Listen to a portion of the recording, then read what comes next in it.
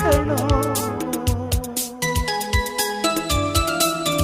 ಸುಖವಾದ ಭಾಷೆಯ ಕಲಿಸೋ, ಸರಿಯಾದ ದಾರಿಗೆ ನಡೆಸೋ ಸಂಸ್ಕೃತಿಯೇ ಗುರು ಕಣೋ.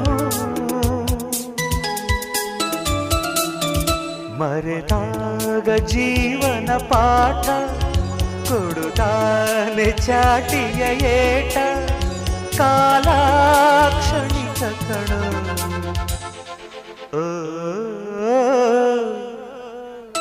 ಈ ಭೂಮಿ ಬಣ್ಣದ ಬುಗುರಿ, ಆ ಶಿವನೇ ಚಾಟಿಕ.